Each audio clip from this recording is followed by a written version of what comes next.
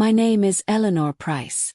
I am 78 years old, and in all my life, I never thought one knock on a door would change everything I believed about my family. The morning it happened was quiet. My old house creaked as I put on my coat, the same one I had worn for 10 winters. My pension barely kept the lights on, but I didn't mind. I had learned to live small. I hadn't seen my daughter, Marissa, in almost a year. Ever since she became a millionaire through her real estate business. Her world had felt too big for mine. But that morning, something in my heart told me to see her. I didn't call. I just took the bus to her gated community, walked up the long marble steps of her mansion, and knocked on the enormous front door. I rehearsed my smile. Just a quick hello. Just to see her face. When the door opened, my breath caught in my throat. Marissa stood there, but she wasn't alone. Behind her, I saw something that froze me where I stood. A sound escaped my lips before I could stop it. A gasp so sharp Marissa's eyes widened in panic. "Mom," she said quickly, blocking the doorway with her body. "You shouldn't be here." But it was too late. I had seen it. My hands trembled as my voice broke. "Marissa, what on earth are you hiding?" The silence between us was heavy, broken only by the pounding of my heart. I didn't know it then, but the moment she stepped aside, my entire world would shatter. Marissa hesitated for a long moment before stepping aside. My old bones carried me into the grand foyer, my shoes sinking into the plush carpet. The house smelled of money, polished wood, expensive perfume, but underneath there was something else. Something raw. Then I saw it. At the far end of the hall, crouched in a corner like a frightened animal, was a boy. No older than 5 or 6. His little hands were clutching a threadbare blanket. His big brown eyes wide as he stared at me. Froze. My voice cracked as I whispered, "Marissa, who is that?" Marissa's face paled. "Mom, it's not what you think." I turned to her, my chest tightening. "You don't have any children. You've told me for years you didn't want any. You said you were too busy building your empire." She ran a hand through her perfectly styled hair, suddenly looking like the little girl I used to hold when nightmares woke her up. "Mom, please. Just sit down." But my knees were shaking, and my voice rose without my permission. "Marissa, answer me. Who is that child?" The boy shrank back, burying his face in the blanket. My heart ached as I noticed the bruise on his small wrist, half hidden by the fabric. Tears filled Marissa's eyes. "I didn't plan for you to find out like this." She swallowed hard. He's mine, Mom." The words hit me like a storm. I grabbed the back of a chair to steady myself. "Yours? What do you mean yours? You've been hiding a child from me." She shook her head frantically. "It's not that simple. Please, I'll explain everything. But you have to promise me you won't tell anyone." "Not yet." I stared at her, at the boy, at the life she had built behind walls and secrets. My voice was barely a whisper. "Marissa, what have you done?" She knelt beside the boy, her manicured hands trembling as she stroked his hair. "Mom, meet Samuel. He's the reason I can't sleep at night. And the reason I've lied to everyone." I took a step back, my heart pounding so hard it hurt. What had my daughter gotten herself into? I stood frozen in the grand foyer, the boy's frightened eyes locked on mine. Marissa picked him up, holding him close like a mother protecting her cub. My voice trembled as I stepped closer. "Marissa, tell me the truth. Who is this child?" Her lips quivered. "He's mine, Mom. He's my son." The words cut through me like glass. "Your son? For 6 years you've had a child and never told me. Why? How?" She sank into the velvet couch, clutching Samuel to her chest. Tears rolled down her perfect makeup. "Because Samuel's existence isn't supposed to be known. Mom, he's not just any child. He's the child of a mistake. One that could destroy everything I built." My heart pounded. "A mistake? He's a living, breathing boy."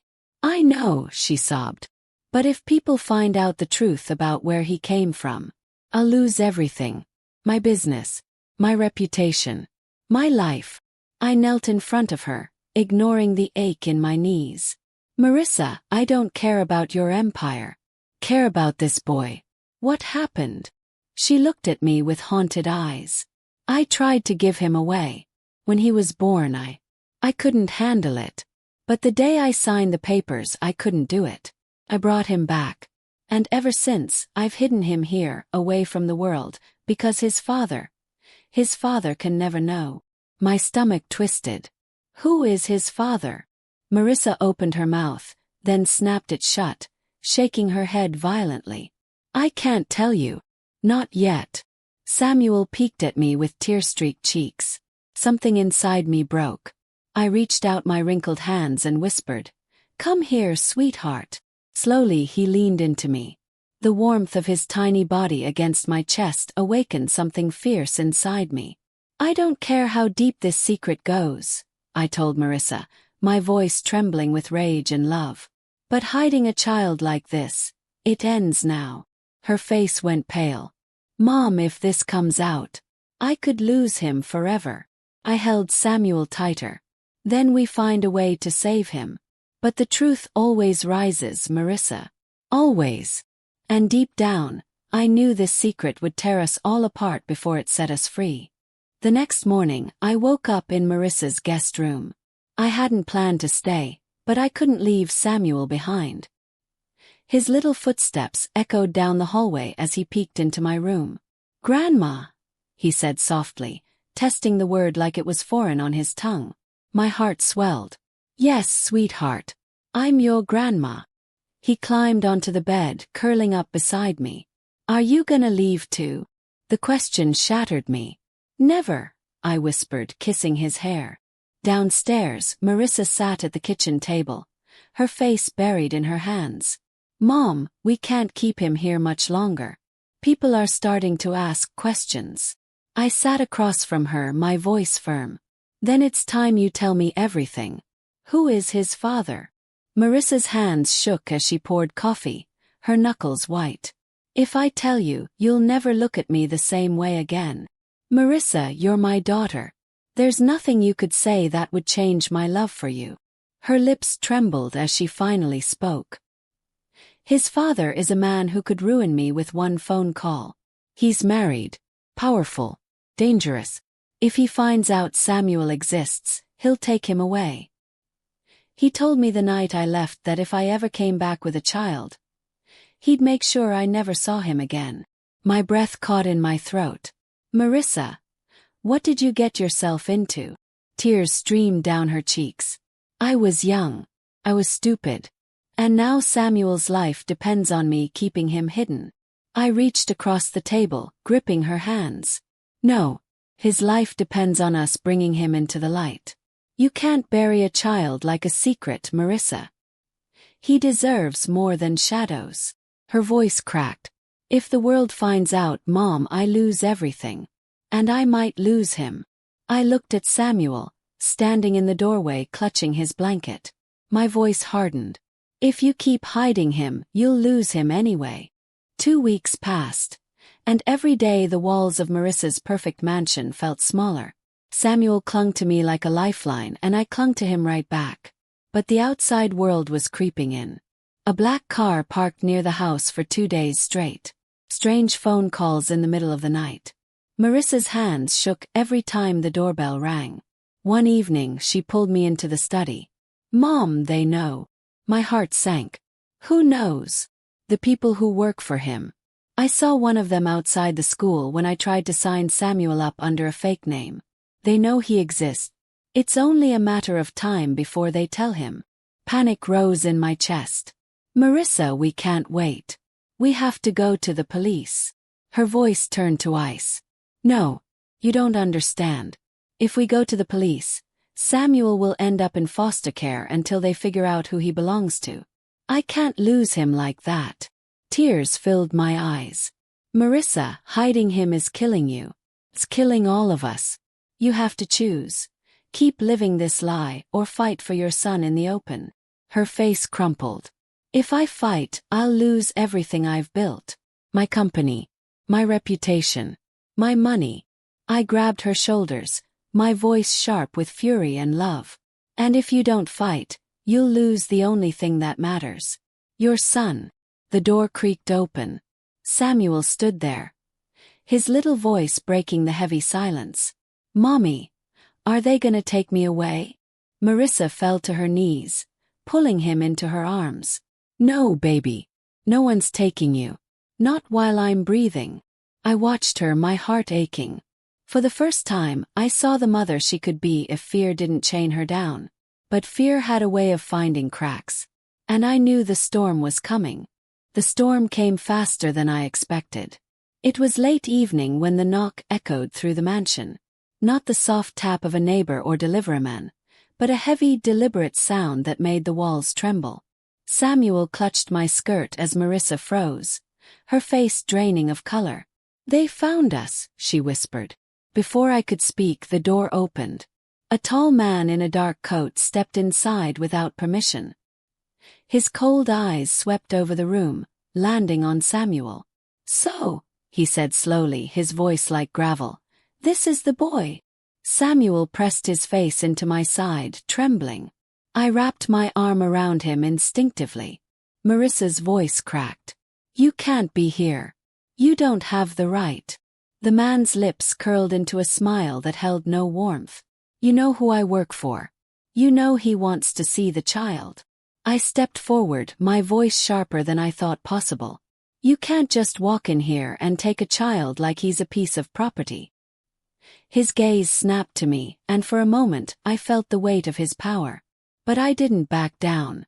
You have 24 hours, he said finally, his tone almost casual. If you don't bring the boy to him, he will come for him himself. And when he does, there won't be a conversation. Only consequences. He turned and left as quickly as he arrived, the door slamming behind him. The silence that followed was suffocating. Marissa collapsed onto the floor, her hands shaking. Mom, I can't lose him. Not like this. I knelt beside her, pulling Samuel into both of our arms. Then we don't run. We fight. Her tear-streaked face lifted to mine. How?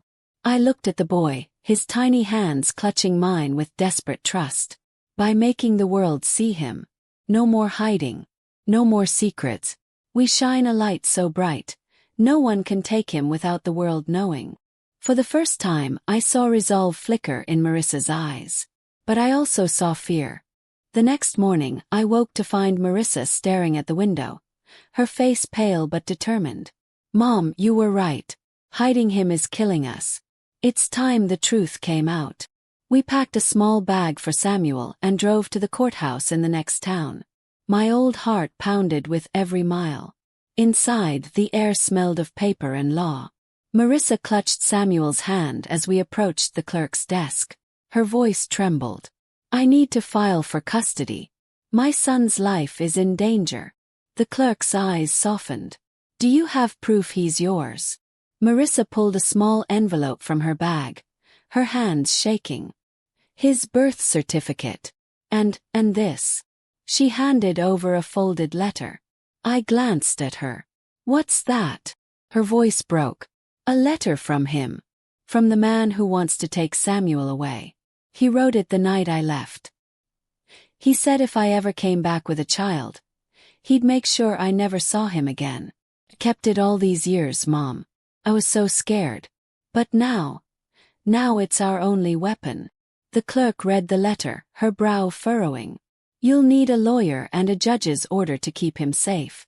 But if this is real, you have a chance. Marissa knelt down and cupped Samuel's face.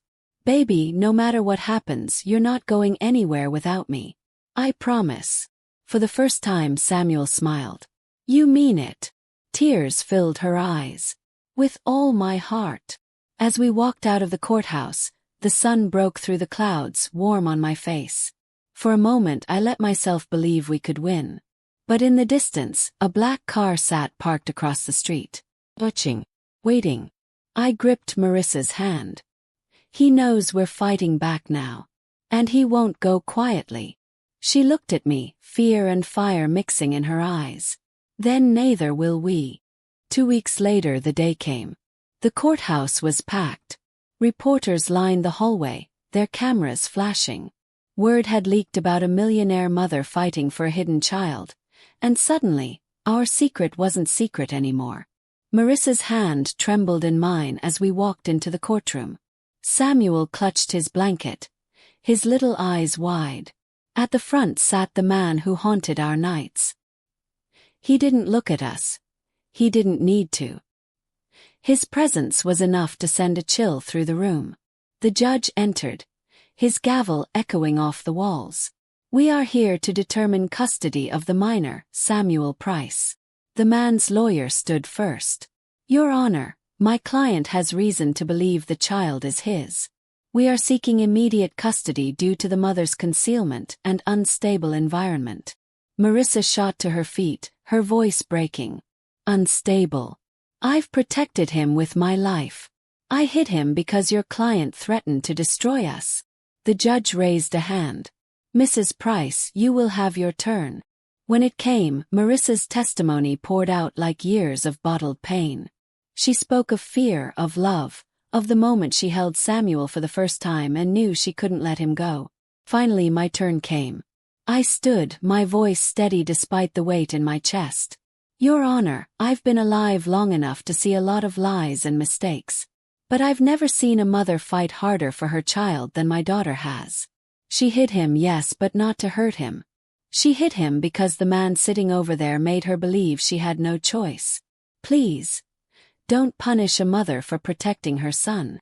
The courtroom was silent when I sat down. Samuel reached for my hand under the table. The judge's gavel came down. "We will reconvene tomorrow with my decision."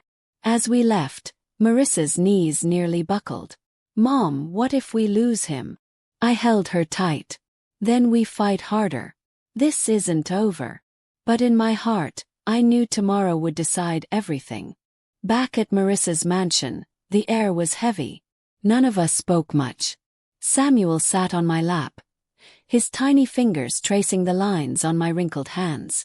"Grandma," he said softly, "will I have to live with the scary man?" My throat tightened. "No, baby. You're staying with your mommy. I promise." Marissa stood by the window, staring out into the night. "Mom, what if I can't protect him? What if they take him tomorrow?" I walked to her, gripping her shoulders. "Marissa, listen to me. You are his mother. That bond is stronger than any court or any threat. No matter what happens tomorrow, you won't stop fighting. And neither will I." Tears spilled down her cheeks. "You still believe in me after everything I've done wrong." I cupped her face. "I believe in the love I see in your eyes when you look at him. That's what matters. That's what will save him." That night, we all slept in the same room. Samuel curled between us, his small breaths steady against the storm raging outside. At one point, I woke to see Marissa staring at him, her fingers brushing his hair. "I can't lose him, Mom," she whispered. I took her hand. "Then you won't." But deep down, fear gnawed at me. Because love alone had never been enough to stop the world from breaking hearts. Tomorrow would either heal us or destroy us. The courtroom felt colder that morning. My hands shook as I clutched Samuel to my chest, his tiny heartbeat pounding against me. Marissa sat beside me, her face pale but her eyes fierce.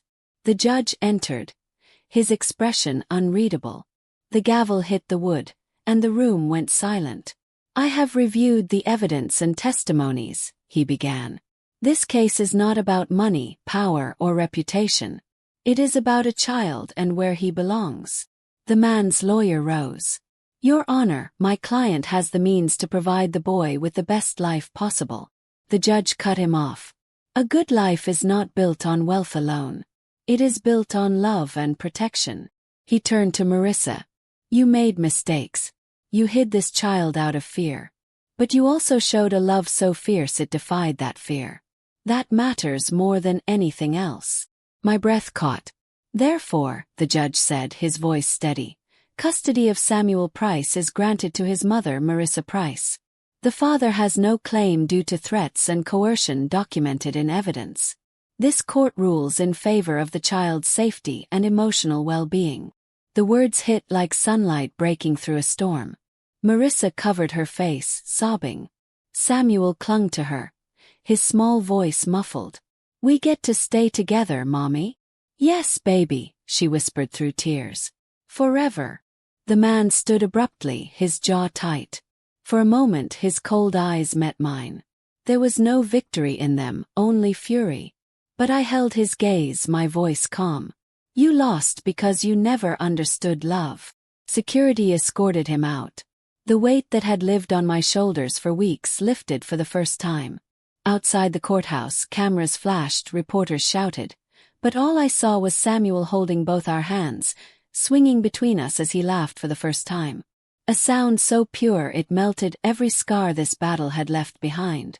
Marissa turned to me, her eyes red but shining. "Mom, I don't deserve you." I smiled through tears. "You don't have to. You just have to deserve him." As the sun warmed our faces, I realized something. Secrets can bury you, but truth can set you free. And for the first time in years we were free. It had been 6 months since the courtroom battle, but sometimes I still woke in the middle of the night, clutching the sheets, afraid it had all been a dream. Then I would hear Samuel's soft footsteps padding across the hallway, and reality would wash over me like a warm embrace. Marissa had changed. The icy, guarded woman who once hid behind her success was gone. In her place stood a mother, fierce, tender, and human. The mansion no longer felt like a museum of secrets. It was noisy now. Laughter echoed down the halls. Samuel's toys littered the floor. Felt alive. One quiet evening, I sat on the porch watching the sunset. Samuel crawled into my lap, his head resting against my chest. "Grandma," he said softly. "Yes, baby. Do secrets always hurt people?" I thought about that for a long moment. Some secrets are heavy. They can hurt if you carry them too long. But sometimes, the truth can hurt too. The important thing is to never hide love. Love should never be a secret. He nodded slowly, like his little heart understood more than his years. Marissa stepped outside, a cup of tea in her hand. "He asked me today if he could start school in the fall," she said with a soft smile. "A real school. With other kids. He's not afraid anymore, Mom. We're not afraid anymore." I felt tears sting my eyes. That's because he knows he's safe. He knows he's loved. Marissa sat beside me, her hand brushing mine. "You saved us, Mom. If you hadn't walked through that door that day." Her voice broke. "I don't even want to think about where we'd be." I looked at her, my daughter who had stumbled so far into fear but found her way back through love. "No, Marissa. You saved yourself when you chose the truth. I just held your hand." Samuel looked up at both of us and giggled. "We're a team." "Yes," Marissa said, kissing his hair. "We're a team." As the sun dipped below the horizon, I realized something. Pain can bury you deep, but love can dig you out. It doesn't erase the scars, but it makes them part of the story instead of the ending. And for us, the ending was not pain. It was hope. A year passed, and life had a new rhythm. Samuel's laughter filled every corner of the house. Marissa's walls had come down completely. She was no longer the woman terrified of losing everything. She was a mother who knew what everything truly meant. One warm spring morning, we stood together outside Samuel's new school. He clutched Marissa's hand, his backpack almost bigger than him. "Are you sure you'll come back for me?" he asked nervously. Marissa crouched to his level, her voice tender but strong. "Baby, I will never leave you. Not ever again." He smiled, the kind of smile that only comes from trust rebuilt.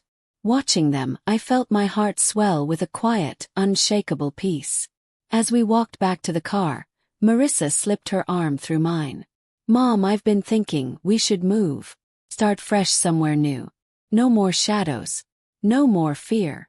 I looked at her, proud and teary-eyed. "A new beginning." She nodded. "A real one." That night we sat around the kitchen table.